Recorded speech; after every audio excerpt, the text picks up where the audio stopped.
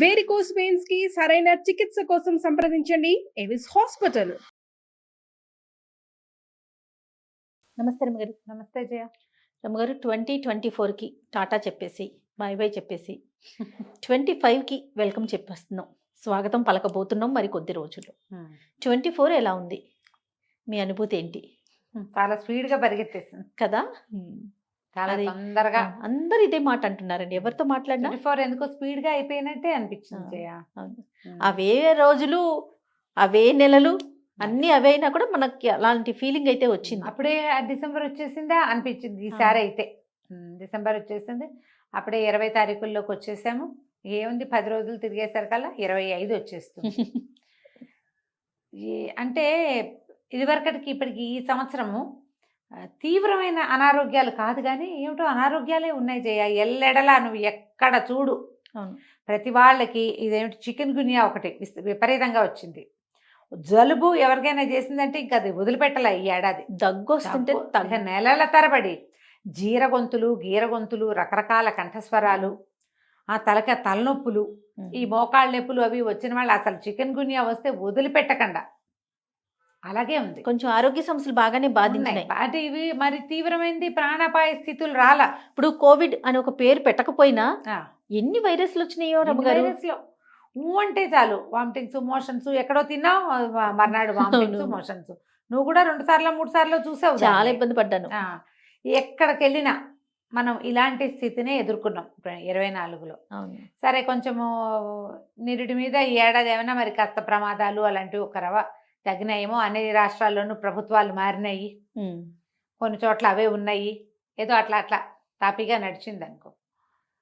ఇంకొంచెం బెటర్మెంట్ కావాలేమో జయ మనకి వచ్చే సంవత్సరానికి.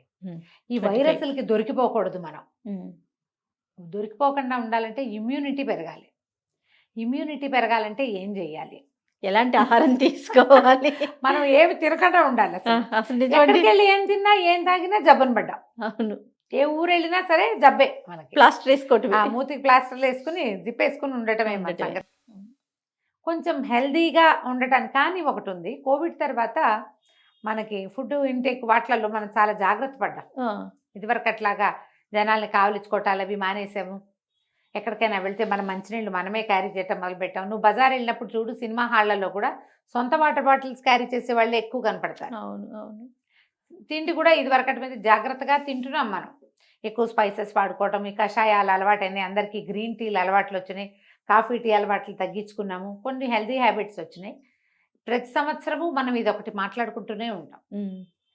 ప్రతి వాళ్ళు ఇన్ని 12 నెలల్లో మనం ఏం తప్పటి అడుగులేసాం, ఏం పొరపాట్లు చేసాం, ఎక్కడ చిన్న చిన్న కరెక్షన్స్ చేసుకుంటే మన జీవితం బాగుండేది అనేది ఒక పునరాలోచన, ఒక సింహావలోకనము తప్పకుండా చేసుకోవాలి.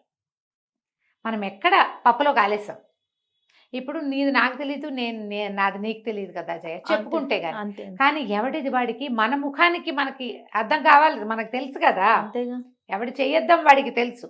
ఇప్పుడు మొహం చూసుకోవాలంటే అర్థం కాదు, చెయ్యి చూసుకోవడానికి అర్థం ఎందుకు? అది మన సంగతి చూసుకోవడానికి మనకి ఒక జడ్జిమెంట్ అక్కర్లా, మనకి మనమే జడ్జిలం. కరెక్ట్. ఎక్కడ మనం గోతులో పడ్డాం, ఎక్కడ పప్పులో కాలేసాం, ఎక్కడ ఫెయిల్ అయ్యాం, ఇది ఆలోచించుకోవాలి. ఇప్పుడు ఏం చేస్తాం జనరల్గా ఎన్నేళ్ళ నుంచో న్యూ ఇయర్ పార్టీలే చేసుకుంటున్నాం. ఈ న్యూ ఇయర్ పార్టీ వల్ల ఏం మారింది? వాతావరణం మారలేదు, ఏమీ మారదు. మనం మారేది ఏమిటి? డేట్ మారిపోతుంది అంతే. 25 వేయటం మొదలు పెడతాం మనం. ఒక సంవత్సరం మన జీవితంలో నుంచి తగ్గిపోయినట్టు, చిన్నవాళ్ళకేమో పెరిగినట్టు. అంతే కదా. పిల్లలు పెద్దవాళ్ళు అవుతారు, మనం పెద్దవాళ్ళం అవుతాం. అదే జరుగుతుంది.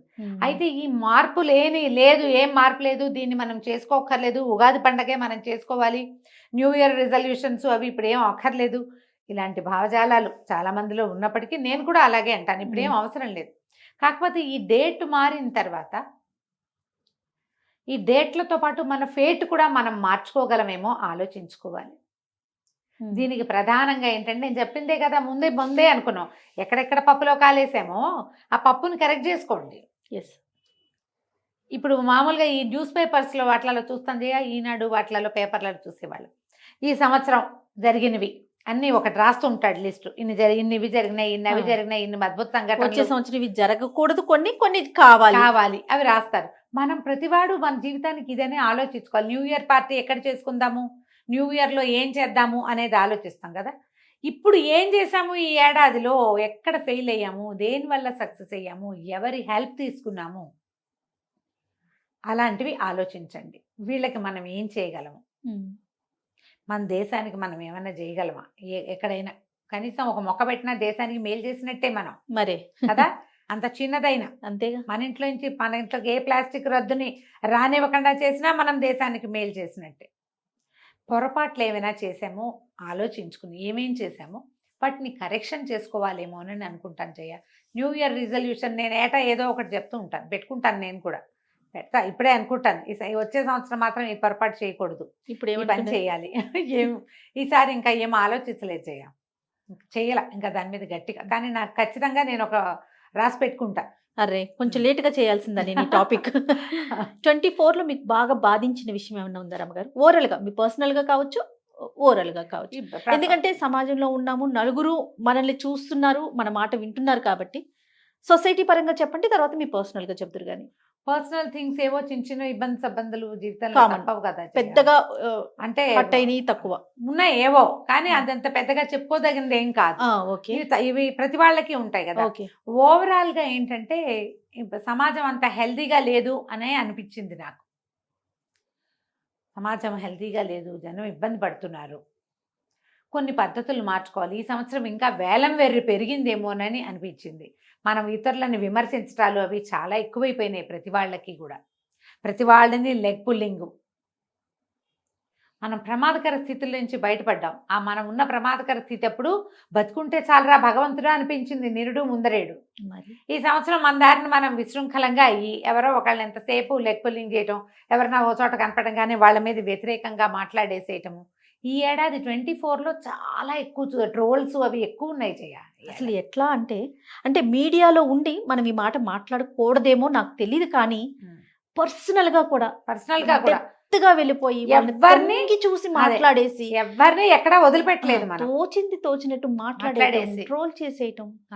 తర్వాత బ్లడ్ రిలేషన్స్ అవన్నీ బాగా తగ్గిపోయినాయేమో అనిపించింది. రిలేషన్స్ మీద కదా జనాలు రిలేషన్స్ కి ఇంపార్టెన్స్ ఇవ్వడం చాలా తగ్గిపోయింది. పూర్తిగా అసలు బంధాలు అనుబంధాలు ఏం కనిపించట్లేదు, తగ్గుమొహం పడుతోంది.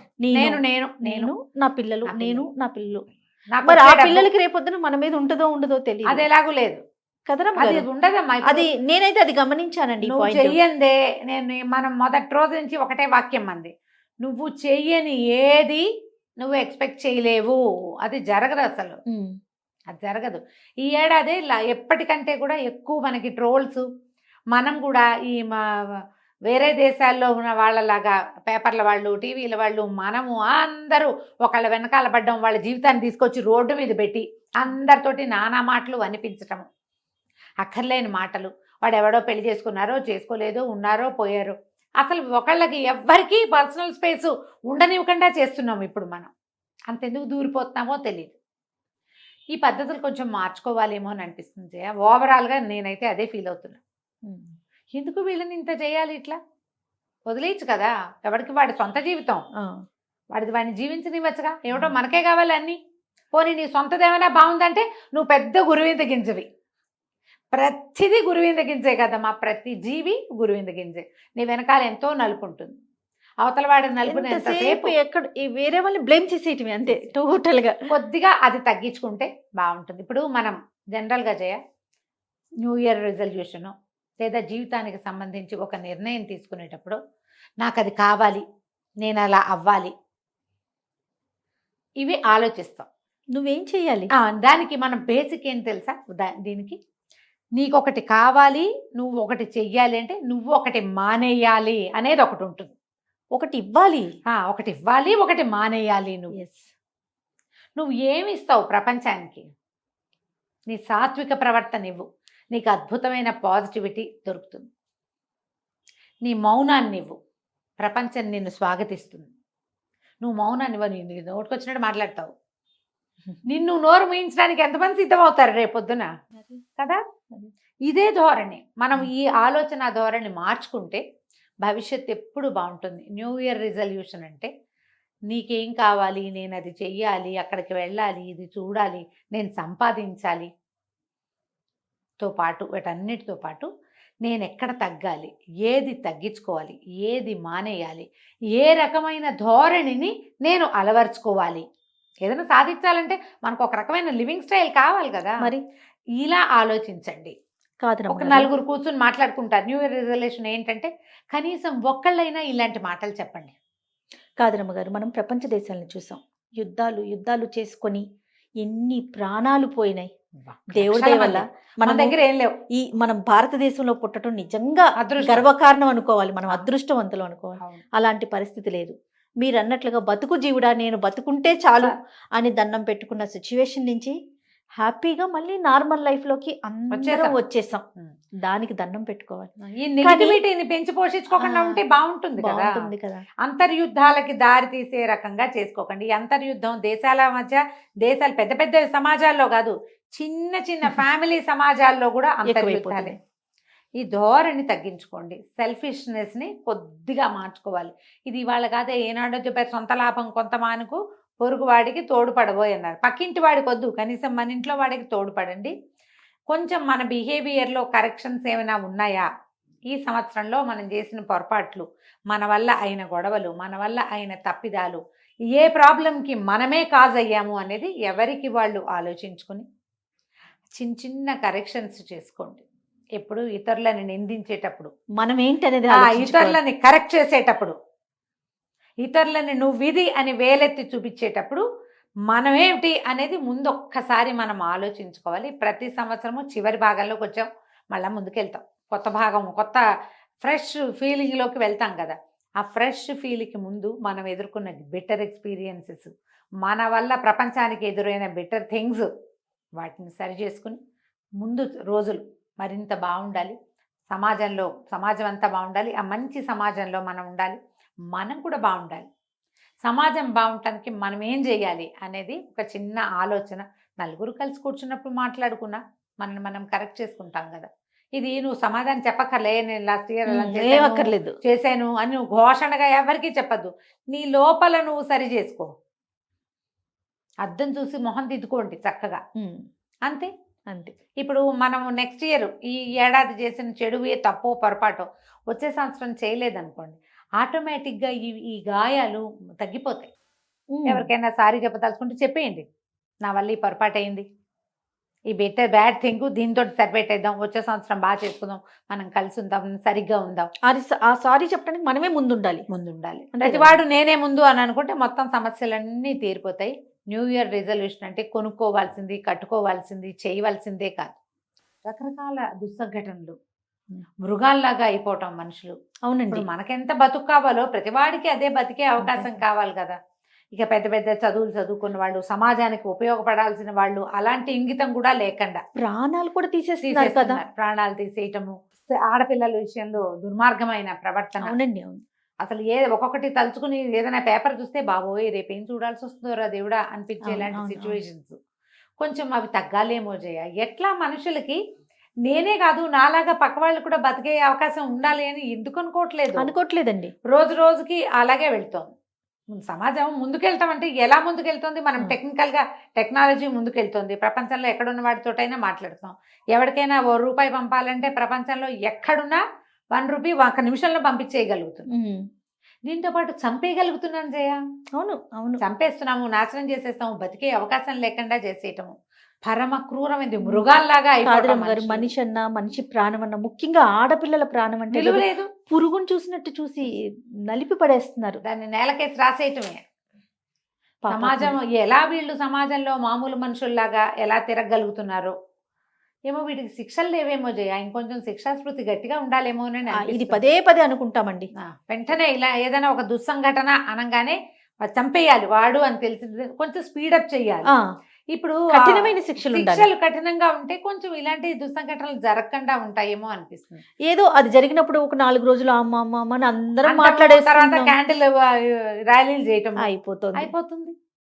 తర్వాత ఆ వేడి ఉండట్లేదు. మళ్ళీ ఇంకొక అలారం మోగంగానే మళ్ళీ దీన్ని ఒక ఎగ్జాంపుల్ తీసుకుని మాట్లాడుకుంటున్నాం అంతే.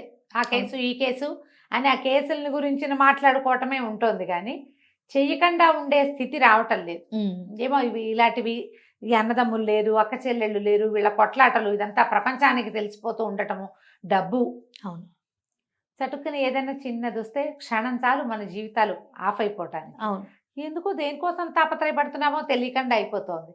కనీసం ఫర్దర్ ఇయర్స్లో అయినా, ఇప్పుడు వచ్చే సంవత్సరం ఒక కొత్త సంవత్సరంలోకి అడుగు పెడుతున్నాం, జీవితాన్ని మార్చుకుందాం, ఈ పద్ధతిగా ప్రవర్తించొద్దు, మనం బతుకుదాం, పక్కవాడిని కూడా అక్క చెల్లెళ్ళు అన్నదమ్ముల్లో లేకపోతే మనలాగా తోటి మానవుల్లో బతకనిద్దామన్న ధోరణి రావాలి మనుషుల్లో. మనం న్యూ ఇయర్ రిజల్యూషన్ ప్రేమ, కరుణ, దయ, అసలు అంటే అవి అసలు పదాలు లేవు జయ. ఇప్పుడు ఆ. సెల్ఫిష్, స్వార్థం అదే ఉంది. అయ్యో అన్న మాట వినట్లేదు అసలు.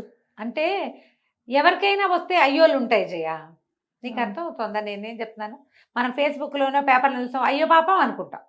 అదే మన దగ్గర ఏదైనా ఓన్ ప్రాబ్లం వచ్చింది అనుకో, మనమే ఇంపార్టెంట్. మన పక్కన ఉన్న మనిషి మనం అయ్యో అన్న. అయ్యో అనం, ఎవరికో అయ్యో అంటాం. అదే ప్రాబ్లం మన ఇంట్లో వస్తే మనమే దాన్ని సరి చేసుకోవడానికి ప్రయత్నం చేయం. అది నాదే కావాలి, నాదే చెల్లాలనుకుంటాం. మనుషుల ధోరణిలో కొంచెం మార్పు వస్తే బాగుంటుంది. మనమే ఆరోగ్యం మీద దృష్టి పెట్టడం, ఆలోచన శైలిలో మార్పు రావటం, ఈ రెండు వచ్చే సంవత్సరానికి చాలా అవసరమని అనిపిస్తుంది. మరి తప్పకుండా రమ్మగారు ఇంకొకసారి సుమన్ నూతన టీవీ సంవత్సరం ప్రేక్షకులందరికీ ఎస్ సుమన్ టీవీ ప్రేక్షకులందరికీ కూడా మనం నూతన సంవత్సర శుభాకాంక్షలు.